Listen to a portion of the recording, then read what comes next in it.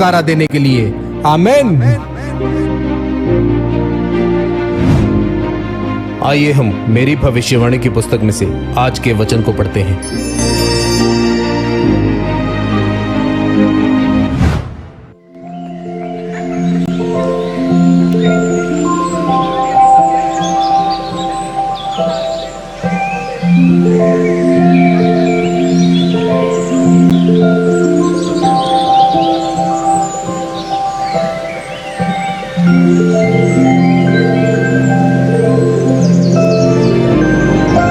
आंखों से समझें, जैसा कि लूका 1 की 38 आयत में लिखा है।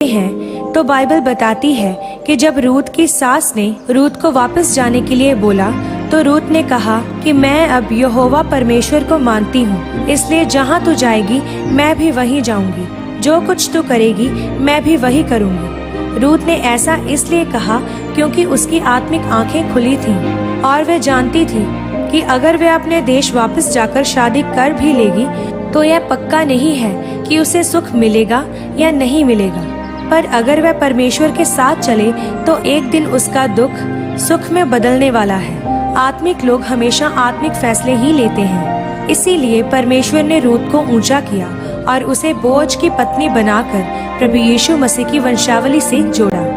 हम बाइबल में पढ़ते हैं कि दाऊद ने एक भी लड़ाई नहीं हारी।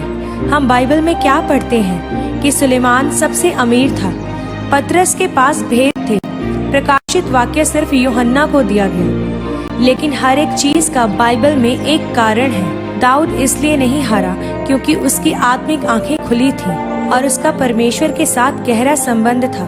हर लड़ाई में दाऊद परमेश्वर से पूछता था और जीतता था। सुलेमान इसलिए अमीर था क्योंकि उसकी आत्मिक आंखें खुली थीं और वह परमेश्वर के दिल को समझता था। इसलिए जब वह परमेश्वर के भवन में जाता था तो रास्ते में ही हजारों हजारों भेड़ों को बलि कर देता था, और इसीलिए परमेश्वर ने सपने में आकर सुलेमान को बुद्धि दी और दुनिया का सबसे अमीर राजा भी बनाया। मेरे प्रियो, अगर आप अपने जीवन में परमेश्वर की योजना को पूरा करना चाहते हैं और वह करना चाहते हैं जो आपके वंश में किसी ने नहीं किया, तो आपको अपनी आत्मिक आंखों से देखना पड़ेगा और परमेश्वर की योजना को समझना पड़ेगा। इसीलिए हर रोज परमेश्वर की हजूरी में जाएं, उपवास करें, परमेश्वर के वचनों को पढ़ें ताकि आपकी आत्मिक आंखें खुल सकें और आप परमेश्वर की योजना को देख सकें। आमीन।